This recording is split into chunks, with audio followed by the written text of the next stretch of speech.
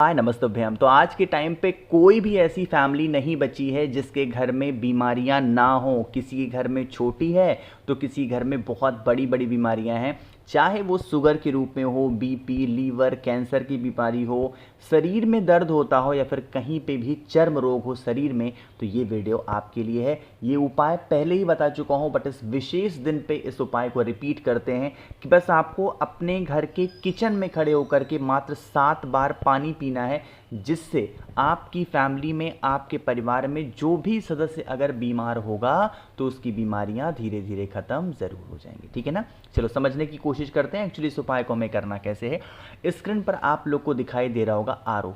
मैंने जानबूझ करके आरओ पता है क्यों दिखाया, क्योंकि आज के टाइम के मैक्सिमम घरों में क्या है, आरओ लगा हुआ है। बहुत सारे ऐसे घर हैं जहां समरसेबल लगा है, टोटी से लोग पानी पीते हैं, नल से पीते हैं, बट अगर मैं मैक्सिमम बातें करूं तो वहां आरओ लगे हैं ना। आपको क्या करना है, एक छोटी सी कटोरी ले लेना या फिर एक छोटा सा ग्लास ले लेना या लोटा लेना।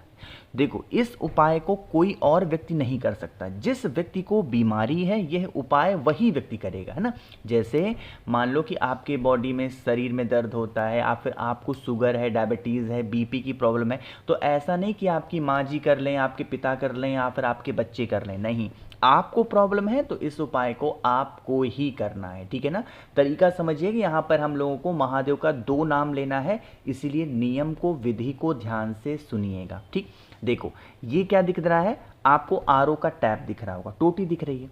जो भी आपके पास में है, कटोरी, ग्लास, चम्मच जो भी है, इस कटोरी में पानी को इस टोटी से रोक लेना। ठीक, जब आप इस कटोरी से पानी को रोक करके इस कलश के अंदर या इस लोटे, ग्लास के अंदर रोकोगे ना, तो यहाँ पर आप लोगों को तुम रुका जी का स्मरण करना है। किसका ध्यान करोगे, तुम रुका जी या फिर तुम रुकेश्वर महादेव का ध्यान करते हुए, स्मरण करते हुए उस जल को रोकना है। ठीक है ना। रोक लिया।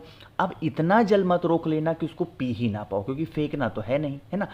अब जितना भी जल आपने उस कलश के अंदर, कटोरी, ग्लास जो भी है उसमें रोका है, वहीं पे खड़े होना है। ऐसा नहीं कहीं बाहर जाना है, किचन में ही खड़े होकर के बस आपका जो फेस हो वो साउथ डायरेक्शन ना हो, बाकी किसी भी दिशा में खड़े होकर के आपको घूट घूट करके 7 बार में उस जल को पीना है। जैसे थोड़ा सा सिप पिया तो कुंदकेश्वर महादेव का स्मरण करना, फिर थोड़ा सा पिया कुंदकेश्वर महादेव, फिर थोड़ा सा पिया कुंदकेश्वर महादेव। इस प्रकार से इस जो कटोरी का जल होगा, इस कटोरी के जल को आप लोगों को 7 बार में कुंदकेश्वर महादेव का स्मरण करते हुए पी लेना। यकीन मान लीजिए, हफ्ते में 1 दिन, जब कभी भी आपको मौका मिलता हो, जब कभी भी टाइम हो, चाहे वो प्रदोष हो, मासिक शिवरात्रि हो, सोमवार, मंगल, कोई सा भी दिन हो, अगर आप पी लेते हैं ना, तो यकीन मान लीजिए आपके शरीर में कहीं पे भी किसी भी प्रकार से कोई बीमारी प्रवेश नहीं करेगी। ठीक, चलो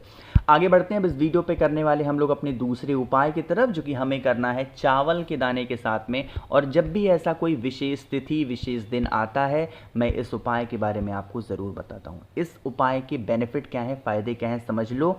जैसे घर परिवार में किसी भी रूप में कैसा भी कष्ट अगर है, चाहे वो किसी भी रूप में हो सकता है, धन को लेके हो, व्यापार को लेके हो, घर में लड़ाइयाँ झगड़े होते हों, कोई भी दिक्कत है ना, तो आपको लेना होगा इस प्रकार से चावल के दाने। कितने, गिनती नहीं करनी है इस उपाय में। क्या, आप लोगों को गिनती नहीं करनी है, बस ऐसे ही एक चुटकी चावल का दाना उठाना। बस एक ही चीज़ का विशेष ध्यान दीजिएगा, ये चावल का दाना टूटा हुआ ना हो, खंडित ना हो। ठीक है ना। फिर तांबे का लोटा लीजिएगा, इस तांबे के लोटे में जल को भरेंगे, जितना भी चावल का दाना लिया है उसे डाल देना है ना। अब आप इस कलश को लेकर के अपने पूरे घर में घूमेंगे। आपको पता होगा या आपने पूज्य गुरु जी की कथा भी सुनी होगी, उसमें गुरु जी ने कई बार बताया है कि जब हम उस कलश को लेकर के अपने पूरे घर में घूमते हैं तो हमें महादेव का कौन सा रूप ध्यान होना चाहिए, बताओ, कुंदुक रूप। इसका मतलब कुंदकेश्वर महादेव के नाम से इस कलश को लेके आपको पूरे घर में घूम लेना है, ठीक है ना। घूम लिया, घूमने के बाद में अब आप इस कलश को उठाइएगा और पहुंच जाइएगा महादेव के शिवलिंग के पास में। यहाँ पर पहुंच के एक छोटा सा काम करना है। हम सबको पता है महादेव का पूरा परिवार शिवलिंग के ऊपर विराजमान है ना। जो कलश आपके पास में है, जो भी आपकी फैमिली की प्रॉब्लम हो, कष्ट हो, अब जब जल महादेव के शिवलिंग के ऊपर चढ़ाओगे ना, तो यहाँ पर महादेव का अवधूत रूप ध्यान रखेंगे। यानी कहने का मतलब क्या है, अवधूतेश्वर महादेव के नाम से आप लोगों को इस उपाय को करना है, ठीक है ना।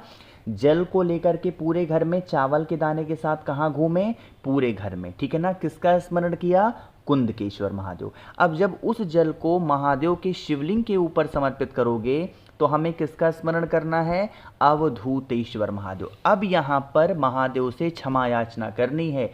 हे शिव शंभु, हम नादान हैं, हम नासमझ हैं, हमें पूजा पाठ का ढंग नहीं, हमें विधि विधान का ढंग नहीं, हमें किसी नियम का ज्ञान नहीं।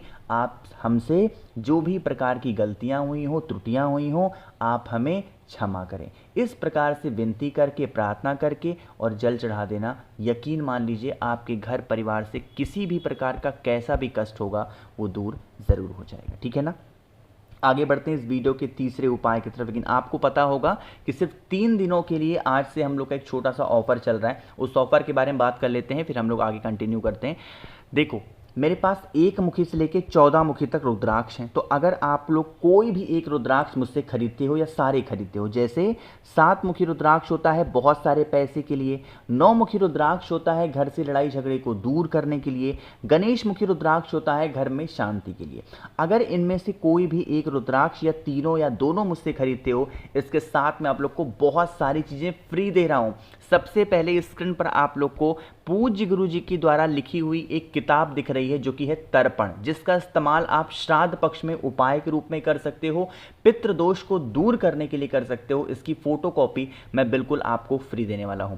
इसके साथ आप लोग को 5 मुखी रुद्राक्ष बिल्कुल फ्री मिलने वाली है, 3 मुखी रुद्राक्ष आपको बिल्कुल फ्री मिलने वाली है। रुद्राक्ष का जो फल होता है जिसके अंदर 1 मुखी से लेकर 14 मुखी तक निकल सकता है, वो मैं बिल्कुल फ्री दूंगा। 50 ग्राम भस्म महादेव का श्रृंगार करने के लिए फ्री दूंगा। और एक नई चीज मैंने ऐड करी है और वो चीज है 4 स्टिकर श्री शिवाय नमस्तुभ्यम के। कल से अभी तक 900 लोगों ने ऑर्डर किया है, तो आप किस चीज का इंतजार कर रहे हैं, जल्दी से मुझे करिए व्हाट्सएप पे मैसेज। 8299419143 व्हाट्सएप मैसेज है, जल्दी से मैसेज करेंगे। कैश ऑन डिलीवरी की सुविधा उपलब्ध है, ठीक है ना। अब बातें कर लेते हैं उपाय की। स्क्रीन पे क्या दिखाई दे रहा है, इत्र दिख रहा होगा। तो इत्र के साथ हमें एक चीज और दिख रही है, वो है काली मिर्च। इस उपाय को स्पेशली हम लोग करेंगे कि जब आप कभी भी अपने घर के बाहर जा रहे हो और आपको उस किसी भी काम में कोई भी सफलता नहीं मिल पा रही है, दिन आप इस उपाय को जरूर करेंगे। क्या करना है, जो आपको स्क्रीन पे इत्र दिखाई दे रहा है, सबसे पहले तो आपको इत्र लेना है, थोड़ा सा, बहुत ज़्यादा नहीं, थोड़ा सा इत्र लीजिएगा। इत्र लेने के बाद में आप लोग को क्या करना है, इस प्रकार से लेना है काली मिर्च। कितना लोगे, थोड़ा सा लेना, 2-4 दाने, बहुत ज़्यादा नहीं, ठीक। अब जितना भी लिया है 2-4 दाने काली मिर्च के, इसको कूट लो, पीस लो और पीस करके इसका पाउडर बना लो। इत्र को लेकर के तांबे के लोटे में जल भर के पहुंच जाना महादेव की शिवलिंग के पास में। सबसे पहला नियम, सबसे पहला काम, आप लोगों को 1 लोटा जल महादेव की शिवलिंग के ऊपर श्री शिवाय नमस्तुभ्यम का जप करते हुए चढ़ा देना, पहला काम, ठीक।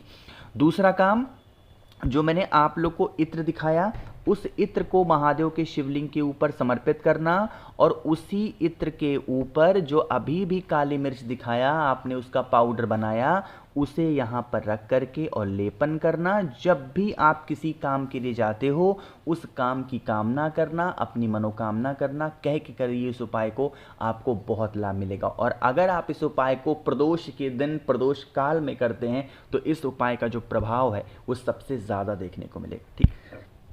आगे बढ़ते हैं इस वीडियो के सबसे आखिरी अपने चौथे उपाय की तरफ। लेकिन सबसे पहला काम करिए वीडियो को लाइक। जिसने अभी तक चैनल को सब्सक्राइब नहीं किया, मेरी आवाज़ आप पहली बार सुन रहे हैं, चैनल को ज़रूर सब्सक्राइब करेंगे। स्पेशली इस उपाय को हम लोग करने जा रहे हैं किसके लिए, बताओ जल्दी से। जैसे मान लो कि घर में आपके पैसे की कमी बहुत ज़्यादा रहती है, मतलब कर्ज में डूबे जा रहे हो, ख़त्म ही नहीं हो पा रहा, तो सबसे पहले एक काम कर लो, घर के प्रत्येक व्यक्ति के गले में 7 मुखी रुद्राक्ष धारण करा दो। बहुत बड़ा लाभ मिलता है, मैं आपको सच कर रहा हूँ, पर्सनली सजेस्ट कर रहा हूँ। अब इस उपाय के लिए हमें एक बेलपत्र चाहिए होता है और दूसरे नंबर पे हमें चाहिए होगा पीला चंदन। क्या चाहिए? एक बेलपत्र चाहिए, पीला चंदन चाहिए, तांबे के लोटे में जल चाहिए। सबसे पहला काम करना है कि कुंदकेश्वर महादेव का ध्यान करते हुए महादेव की शिवलिंग के पास ऊपर सबसे पहले जल चढ़ाओ। पहला काम क्या करना है? कुंदकेश्वर महादेव का ध्यान करके सबसे पहले जल चढ़ाएंगे।